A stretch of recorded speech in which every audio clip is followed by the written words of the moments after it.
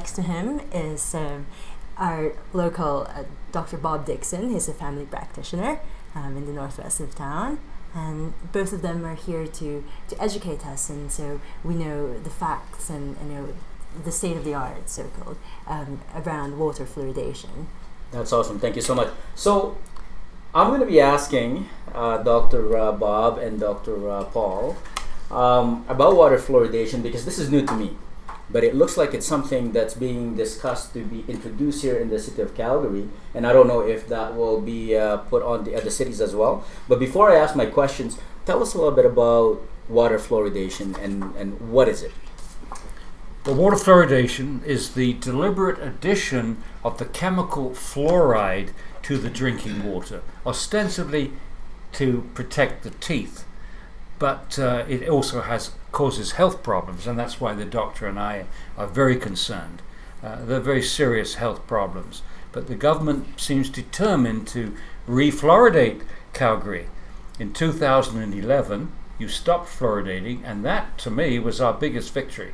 I'm the director of the Fluoride Action Network in the United States, and this was our biggest victory, to have 1.2 million people liberated from the fluoridation of water. Was very exciting for us. We don't want to lose that victory. And so what are the reasoning behind fluoridation, or why should we have it? Yeah, why were they introducing it in the first place?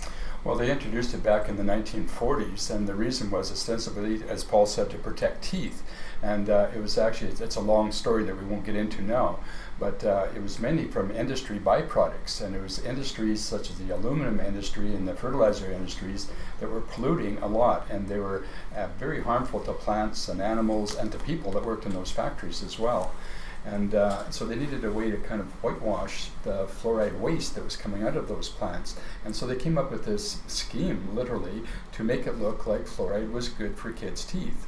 It does perhaps in some cases help a little bit, but are you going to trade maybe half or one cavity a lifetime for injuries to every part of your body? Because fluoride permeates every cell, every organ, and every system in your body. Right. So Dr. Bob Dickson, just let's clarify this. So fluoride is used in toothpastes, right? Yes. That's where we normally have access to fluoride. But water fluoridation is a completely different thing, because fluoride is then added to the drinking water. That's is that right? And they don't use the pharmaceutical grade fluoride that they use in dental products and toothpaste. They use the hazardous waste, believe it or not, from the phosphate fertilizer industry to fluoridate the water. So did you mean hazardous waste? Yes, I did mean hazardous. It's hexafluorosilicic acid, to give its chemical name. It's the scrubbing liquor of the scrubbing system to capture the pollutants coming out of the process of making soluble phosphate. They use a spray of water, and that spray of water converts some very toxic gases into the solution of hexafluorosilicic acid.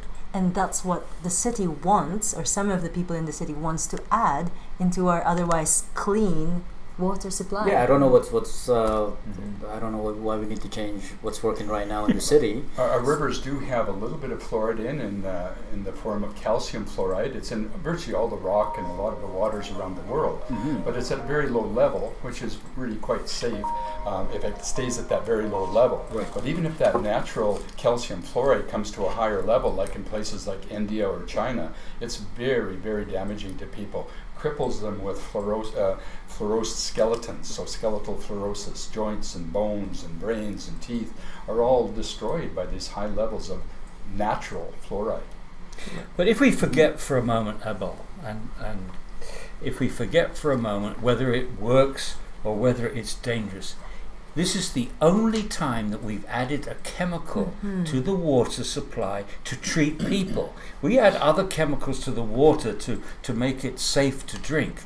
But this is the only chemical, the only drug that we add to the water supply to treat people. And we shouldn't be adding any drug to the water supply for several reasons. And I'm sure Bob would add to these reasons. But once you add a chemical to the water supply, you can't control the dose. You can control the concentration, how much you add, but you can't control the dose that goes to each person, because that depends on how much water you drink. Right. And also, we're getting fluoride from other sources. So it doesn't make sense from that point of view. The other thing is, it's the only drug that you can give to everybody. I mean, if you go to a pharmacy and say, do you have a drug here that you can give to everybody, man, woman and child, young or old? The pharmacist would think you were crazy. You can't control the dose. It goes to everyone. It goes to everyone every day of their lives. And now, Bob, I think you can add another crucial thing about informed consent. What is informed consent? So if you come to me as a doctor and request a medication or treatment of some kind, I have to inform you of what that treatment is, what that drug is, what it does to you, and I have to monitor you and follow you up. With water fluoridation, none of that happens. There's no monitoring, there's no follow-up, and there's no informed consent. So many people in a city like Calgary, when we were fluoridated 8 years ago, they didn't even know that this drug was in the water. Wow. And if some that did know it was in the water didn't know what it did. But is it something that's needed? Like, is No, somebody calling for it? That's the important thing. Fluoride is not needed for a single body function. It's not needed for nothing. So it's not even a supplement. It's not a nutrient. It's not a nutrient. It's a medication. It works. If it works at all, it works topically. It's a chemical reaction between a chemical and the enamel. Right. It's not something that works from inside the body. It doesn't make sense to swallow it. If you want fluoride, get fluoridated toothpaste, brush it on your teeth, and spit it out. That makes sense. But not to swallow it. An analogy I often use is we don't swallow our sunscreen, we don't swallow our mouthwash, we don't swallow Botox. Why would we swallow fluoride? And so it's possible then, like depending on how much Abel drinks of fluoridated water and how much he works out and all that, the dosage that he will get. And what would be the dangers of having too much fluoride then ingested? Well, it isn't just the dose. It depends upon your weight and your age. So I think everybody knows for an aspirin, for example, you can't give a baby the same tablet that you would give to an adult. Right. So for any toxic substance, and fluoride is very toxic, it's more toxic for the child than the adult. It's more toxic for the baby than the child, and it's more toxic for the fetus than the baby. And They've never considered the potential damage to the fetus in any regulatory agency anywhere in the world. So I go back to the question that I asked earlier. Has anyone what is the need for this in Calgary? And if so, are other cities in North America or in Canada implementing fluoridation, water fluoridation? In Paul's country, about 75% of Americans are fluoridated. In Canada, we're down to roughly 1/3 of the population is fluoridated. But there's quite a discrepancy across the country because the most fluoridated province is Ontario at about 75%, whereas British Columbia, right next door to us, is only 2% fluoridated. And their teeth are better than Ontario's teeth. BC boasts of some of the best kids' health and best teeth in the country. And Quebec is only 2% fluoridated as well. Europe is only 3% fluoridated. And their teeth health and overall health is very good in Europe. So from a global thing, most countries don't fluoridate. No. 97% of the European population is not drinking fluoridated water. Only 5% of the world's population drinks fluoridated water. Most of them live in the United States and Canada. So it's a very Anglo-American practice. It's not a global practice. But aren't they saying that it's supposed to help poor kids and the dental and to prevent dental caries and such? Paul and I both have a lot to say about Yeah, that. well, I'd love to say about it. But before that, I just want to introduce one fact. I've been involved in this for 23 years I'm an environmental chemist and toxicologist. And in 1996, the fact that really told me that this was a silly thing to do is the very, very low level in mother's milk, breast milk. If nature felt that fluoride was necessary to develop the baby, to help the baby's growth in any way, you'd expect to find it in baby's first meal, mother's milk. But it's incredibly low, such that if you bottle feed a baby in a fluoridated community, you give that baby about 200 times 200 times more fluoride than nature felt was necessary for that baby. This doesn't make sense. Do we really believe that a handful of dentists know more about what the baby needs than Mother Nature herself. Right. Just didn't make sense. And Calgary's demographic, it's a pretty young city with many babies, right? With with young kids. So, to me, I think the impact would be going back to the dosage. Kids would be very much impacted by. Yeah, we're worried. fluoridation. But the shocking news, the really shocking news, and let's get to the real most important thing that we can say and people can hear. Mhm. There was a very important study published in 2017. It was funded by US government agencies. Researchers from Toronto, McGill, Indiana, Michigan, Harvard, Mount Sinai. And what they did is they found that they measured the fluoride levels in the urine of pregnant women in Mexico City and found a very strong relationship between those levels of exposure and the IQ, the intelligence of their children. So the more exposure to a pregnant woman, the lower the intelligence of the child, the child that's born to that woman. Now this is really serious, and it goes to that issue. You think of the body weight of an adult, then a child, then an infant. A fetus is tiny fetus. And the studies in Canada have shown that the levels of fluoride in the urine of pregnant women in Canada is about the same as the pregnant women in this study in Mexico City. Almost identical. Almost Wow. identical. You want the numbers? It's 0.87 parts per million in Canada and 0.91 in Mexico City. Mexico. And the reason we measure fluoride in the urine is that's independent of the source of fluoride, whether it comes from toothpaste, whether it comes from water, whether it comes from food, whether it comes from pesticides. It doesn't matter. Your total exposure is represented by that level in your urine. So it doesn't matter if Mexico City is fluoridated or not. It's just the level of exposure. Right. So what are we doing here in Calgary to raise awareness on this issue? And is this something that the city will Council, implement, right. City Council will implement at some point, or is it still at a debate point? That's why Dr. Paul came into Calgary all the way from New York. City Council at this point has given permission to the O'Brien Institute of Public Health at the University of Calgary to do a review of all the fluoride literature, fluoridation literature as well. And they're to report back to City Council by the end of June, and then that will be opened up to the public on July 24th. So on July 24th, anyone that wants to come out can actually come to City Hall on that day and give a 5-minute or less presentation on their views of water fluoridation, whether they want this toxic chemical in their water or not. So Dr. Paul and I are meeting with the folks at the O'Brien Institute of Public Health. We have a presentation tomorrow morning at the Central Library. If anyone wants to come out to that, Tomorrow morning. From 10 o'clock till 12. There's tickets, but they're free, and there's still some available. So please come out. Dr. Paul is one of the most knowledgeable people on the planet on water fluoridation. And he's just very fascinating, as you can tell, to listen to. He has lots of science, lots of facts and figures. And Hopefully a lot of common sense too. I hope there's a lot of common sense and logic too. Let's just want to go back to so you mean what happens in long term if you're exposed to fluoride? Good question, because there obviously these brain studies are very recent, but we've known for a long time that fluoride accumulates in the bone. When you get fluoride, you eat it, it quickly goes to the blood, and the blood circulates. The kidney gets rid of about 50% of all the fluoride you take in each day, and the rest goes to the bone. And over your lifetime, the level of the fluoride in your bone goes up and up and up. It makes the bones more brittle.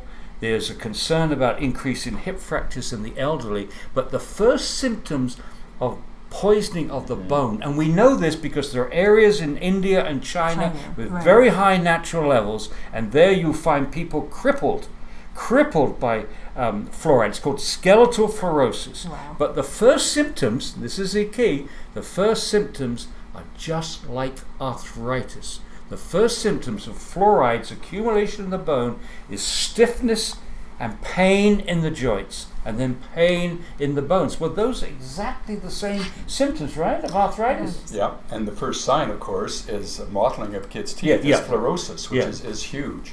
And in the United States, 75% fluoridated. Now more than half the kids have some fluorosis on their teeth. Now some is very mild, and it probably does not need treatment. But you see these white spots, then they'll turn more to yellow or brown spots as you get to moderate or severe fluorosis, and those need treatment. You don't see any kids running around smiling with a lot of brown spots on their teeth.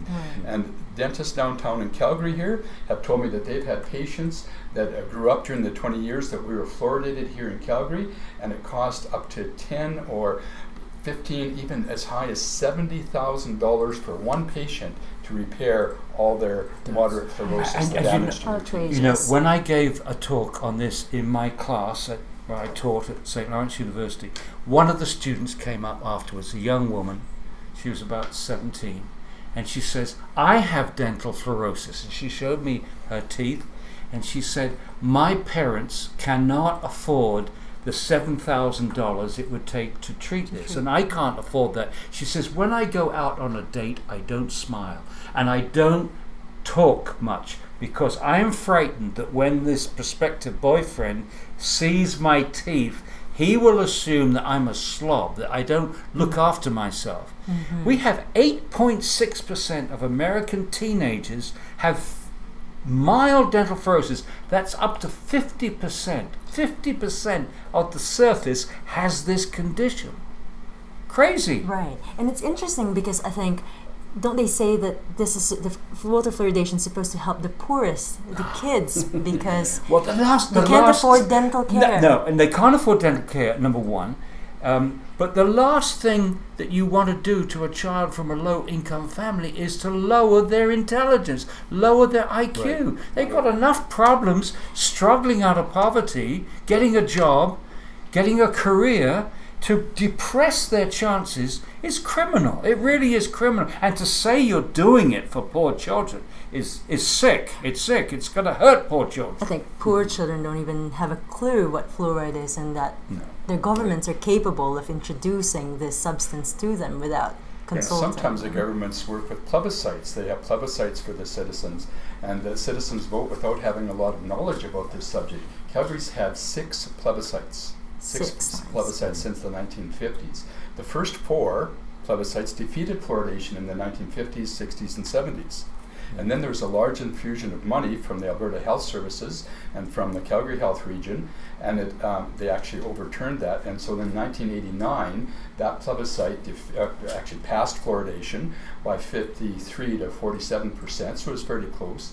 But they fluoridated, and in 1991 we started putting fluoride in our water here in Calgary. Wow. Well, not fluoride, hydrofluorosilicic acid, as Paul mentioned. Right. And we were fluoridated for 20 years, till 2011, till we finally convinced City Council not to do this. 2 plebiscites, 1989 and 1998, passed fluoridation by narrow margins. And now we're reintroducing it for some reason.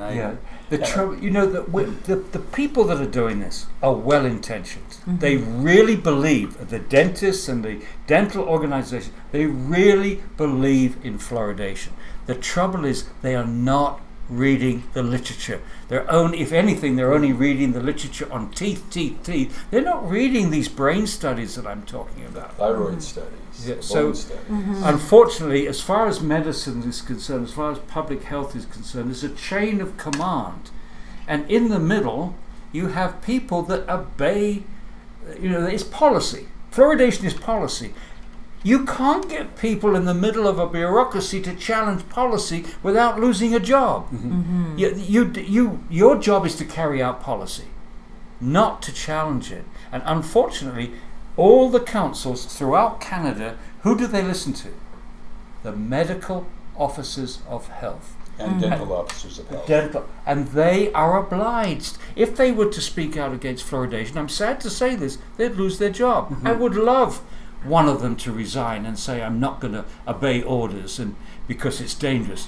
They're not doing it. And that's why informing the public, you're doing a great job here to inform the public about stuff they're not going to hear from the medical officers of health. They're not going to hear from this expert panel, not the real stuff.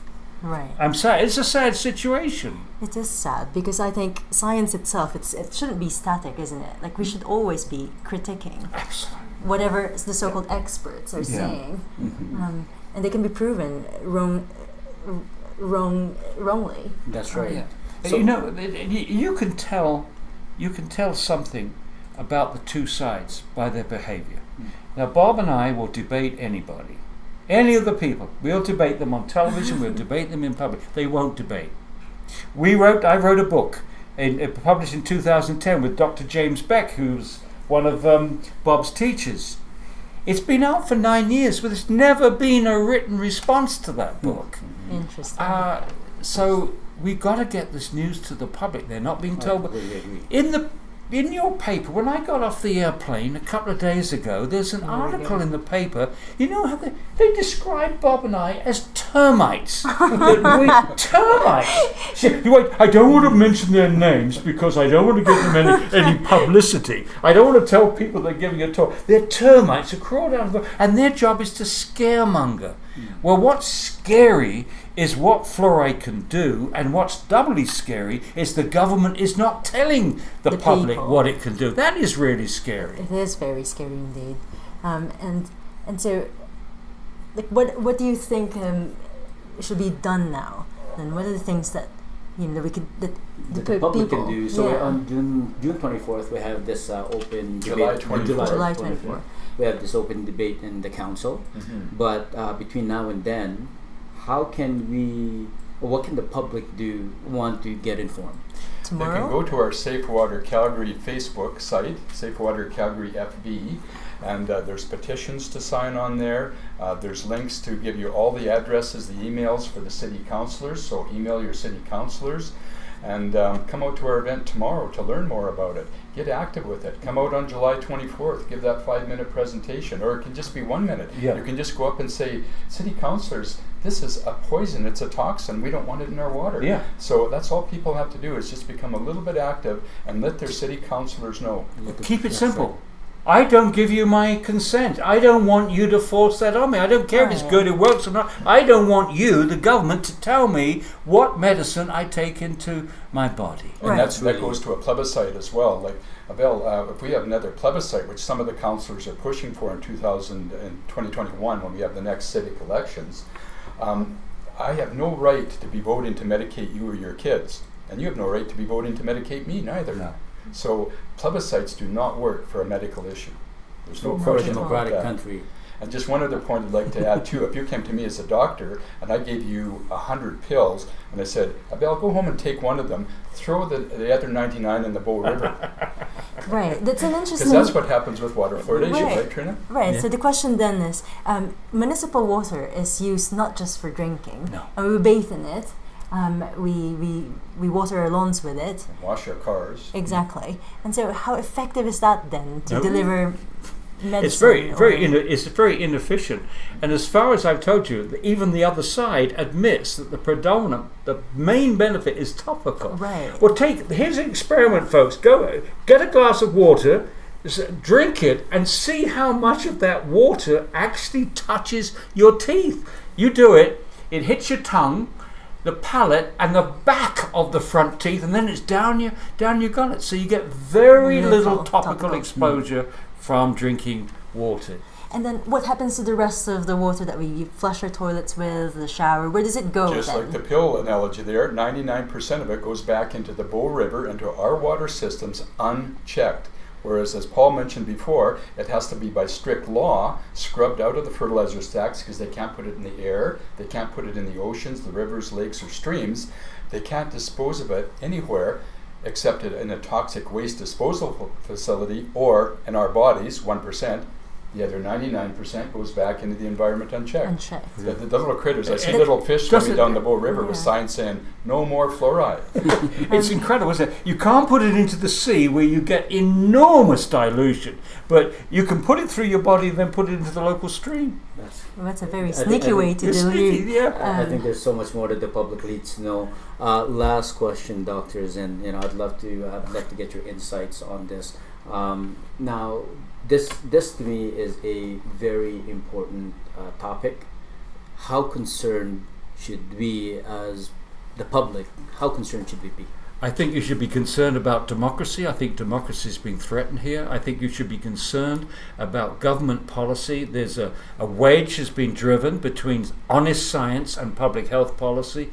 And I think you should be very concerned about the future of your children and grandchildren if we know that fluoride poisons the fetus, the tiny little fetus. There's no protection. The fluoride goes straight in. The mother protects the infant with breast milk, but doesn't protect the fetus. So that's sad, but we have to take that into account. And one thing I would add, there are many problems out there, but there's one. This is the easiest problem to solve. All you've got to do is to turn off the tap, or prevent.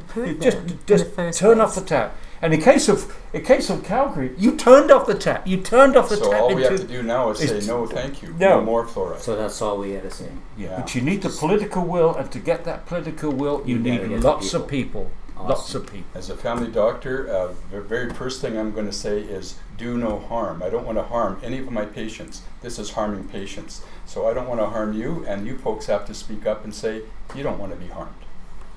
Doctors, thank you so much. Trina, thank you so much. Thank you, Bill. Everybody that's watching, water fluoridation, please search it out online.